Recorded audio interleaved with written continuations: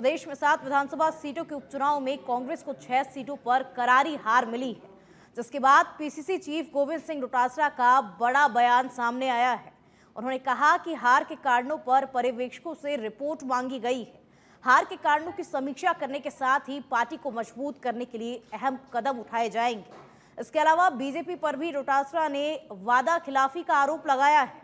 देखिए सच बेधड़क के साथ पीसीसी चीफ डोटासरा की खास बातचीत। राजस्थान में उपचुनाव के नतीजों के बाद प्रदेश कांग्रेस अध्यक्ष गोविंद सिंह डोटासरा हमारे साथ हैं। सर, सच बेधड़क में आपका पहले तो स्वागत है। उपचुनाव में जो नतीजे हैं वो आशा अनुरूप नहीं रहे, पहली प्रतिक्रिया क्या है? देखिए, हमारे लिए निराशाजनक है। हमें पूरी उम्मीद थी कि क्योंकि हमारे जो 4 जो एमपी एक हमारे गठबंधन के साथी थे, हनुमान बेनीवाल जी, और 3 हमारे एमपी बन गए थे विधायक, तो हमें उम्मीद थी कि हम सब मिलकर के और अच्छा करेंगे और चुनाव जीतेंगे। लेकिन परिणाम आप सबके सामने हैं, तो इसमें हम लोग मंथन मनन करेंगे, इसकी फीडबैक लेंगे और किस तरीके से कहाँ पर हमसे चूक हुई है, और उस हिसाब से हम लोग संगठन को आगे मजबूती दे करके और जो कमियां रही उसको उसमें सुधार करके आगे बढ़ेंगे और आगे पार्टी को मजबूत करेंगे। क्या आप मानते हैं कि राजस्थान में जो विधानसभा के उपचुनाव हुए उसमें गठबंधन नहीं होना एक कारण रहा? नहीं, देखिए, गठबंधन तो विधानसभा चुनाव में भी नहीं था, फिर भी हम 70 सीटें लेकर के आए थे। गठबंधन हमारा केवल एक आरएलपी से हमारा इंडिया गठबंधन था लोकसभा में। हमारा बाप पार्टी से कोई गठबंधन नहीं था, फिर भी हमने बीजेपी को हराने के लिए वहाँ पर एक विधायक की सीट पे और एक एमपी में समर्थन दिया था। तो ऐसा नहीं है। सीधा सीधा सवाल ये है कि जो हमारे नंबर प्रथम पंक्ति के नेता थे, जो बरसों से एमएलए थे 3-3 4-4 बार, और वो एमपी बन गए, अब उसके बाद में हमें सेकंड जो लाइन तैयार करनी थी और सेकंड लाइन के पंक्ति के नेताओं को वहाँ पर हमें एमएलए का चुनाव लड़ाना था। तो वहाँ के एमपीज, वहाँ का संगठन, हमारे जो कोऑर्डिनेशन कमेटी के सभी सीनियर राजस्थान के लीडर, उन सब ने बैठ कर के चर्चा करके और उसके बाद में पार्टी आला कमान को ये प्रस्ताव भेजा था, लेकिन उसमें हम सफल नहीं हो सके। तो निश्चित रूप से ये हमारे लिए आत्मचिंतन की बात है, और संगठन को और कैसे दुरुस्त करें, कैसे हम मजबूत करें, कैसे आगे चल कर के जो राजस्थान की सरकार है जो वादा खिलाफी कर रही है लोगों के साथ में, उनके मुद्दों को कैसे उठाएं, कैसे मोदी सरकार जो किसी भी वर्ग को संतुष्ट नहीं कर पा रही है और अनुचित साधनों का प्रयोग करके, संस्थाओं का दुरुपयोग करके जो देश में नफरत का माहौल पैदा कर रखा है, उसको हम लोग जनता तक लेकर के जाएंगे। तो मैं समझता हूँ कि आने वाले समय में हमारे जो भी चुनाव होंगे, चाहे वो पंचायत चुनाव हो, नगर निकाय चुनाव हो, चाहे आगे आने वाले चुनाव हो, उसमें कांग्रेस बेहतर प्रदर्शन करेगी। सर, 7 सीटों पे उपचुनाव थे। आप कह रहे हैं कि 3 सीटों पर जो सांसद थे उनकी सहमति से टिकट दिए गए, और सांसद ने जिनको भी प्रस्तावित किया पीसीसी ने उसको आगे बढ़ा दिया। 3 सीटों पे पीसीसी खुद चुनाव लड़ रही थी, जहां आपने नए कैंडिडेट दिए, खींवसर, सलूम्बर, चौरासी। क्या वहां आपको लगता है कि नेताओं का सहयोग नहीं मिला? देखिए, वो तो 7 सीटों पे ही कांग्रेस चुनाव लड़ रही थी, 3 सीटों पे नहीं। बल्कि ठीक है, वो जो टिकट वितरण हुआ उसमें उनकी अहम भूमिका हमने रखी, और रखनी भी ज़रूरी है, क्योंकि जब वो हमारे स्थापित नेता हैं, प्रथम पंक्ति के लीडर हैं, तो अगर वो एमपी बन गए तो उनकी सीट के ऊपर अगर हम किसी को चुनाव लड़ाएंगे तो हम हमारी मर्जी से फैसले नहीं कर सकते, उनकी सहमति से ही हमें फैसले करने पड़ते हैं, और वही फैसले हमने किए। बाकी सलूम्बर में बीजेपी 14,000 से जीती थी, आज उनकी स्थिति आप देखिए, 1,000-1,200 से वो भी आरोप लग रहे हैं कि उन्होंने बेईमानी करके वहाँ पर चुनाव जीता है। वहाँ पर 84 के अंदर हम पहले भी इसी स्थिति में थे, उसी स्थिति में रह गए, क्योंकि लेकिन वहाँ पर सरकार बीजेपी की होने की वजह से लोगों को एक रहता है कि साहब सरकार है, हमारे 100 काम होंगे, ये होगा, ट्रांसफ़र होगा, वो होगा, कोई योजना आएगी, हमें फ़ायदा मिलेगा। तो वहाँ पर थोड़ी बीजेपी ने अराइज किया, और मैं समझता हूँ कि जो 70,000 से बाप पार्टी के कैंडिडेट जीते थे वो 29-30 हज़ार के लगभग आ गए, और खींवसर के अंदर देखिए 6 महीने पहले हमने आरएलपी को समर्थन दे करके तमाम कांग्रेस के कार्यकर्ताओं ने, नेताओं ने तन मन धन से वहाँ पर मदद की थी। तो 6 महीने में हम लोग उनको वापस निकाल करके कांग्रेस के प्लेटफार्म पर नहीं ला पाए, कामयाब नहीं हो पाए, क्योंकि सबको एक ही बात थी कि एमपी तो हमारे यही रहने हैं।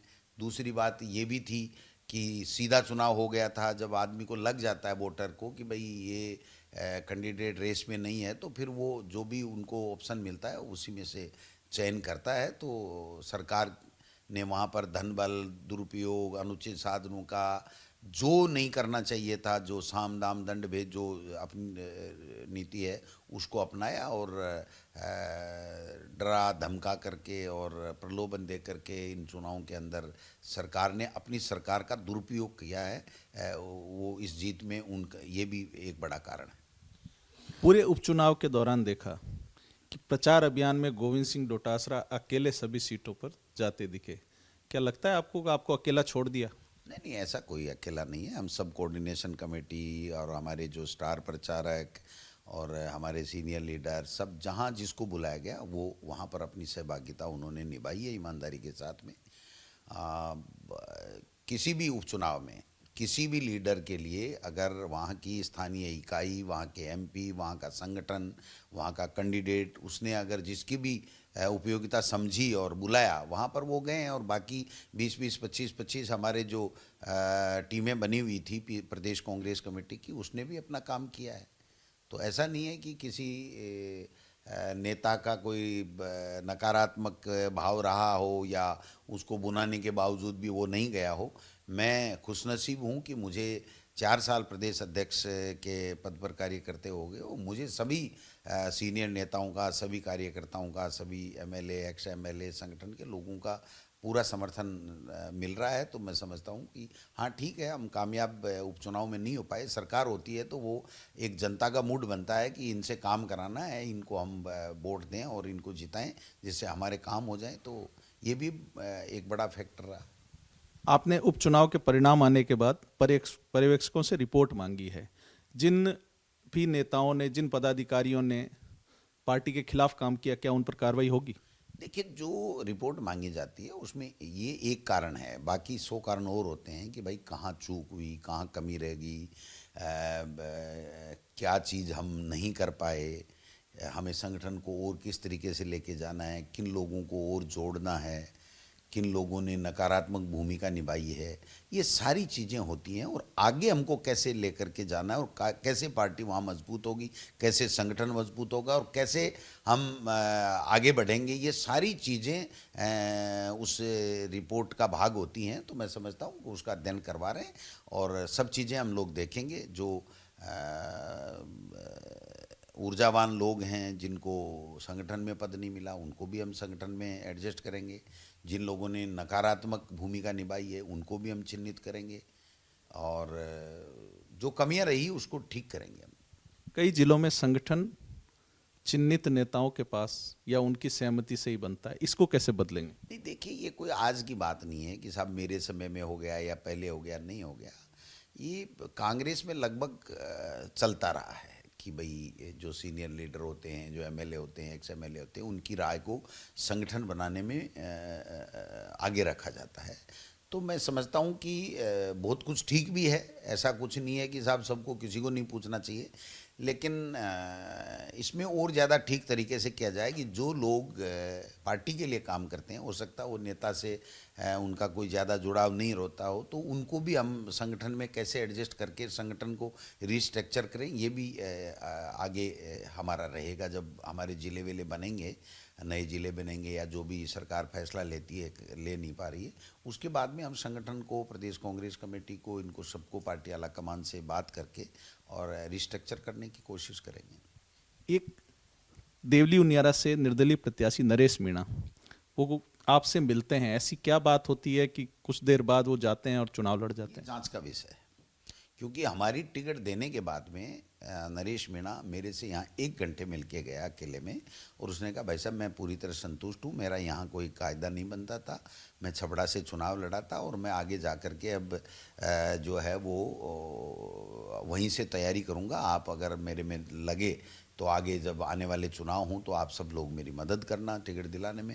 अब उसके बाद में क्या रात को घटना घटी है, क्या किससे मुलाकात हुई है, किससे फंडिंग हुई है, किसने बहकाया है या किसने क्या, ये जांच का विषय है। लेकिन जो मेरे पास तथ्य आ रहे हैं उसमें ये है कि सरकार ने एक तरीके से बहुत बड़ा एक धन वहाँ पर चुनाव निर्दलीय को लड़ाने में खर्च किया है। उसमें मंत्री और विधायकों की भूमिका, और यहाँ तक भी है मेरे पास इनपुट है कि जो घटनाक्रम चल रहा था तब भी सीएमओ जो है वो बराबर उससे संपर्क में था, नरेश मीणा से।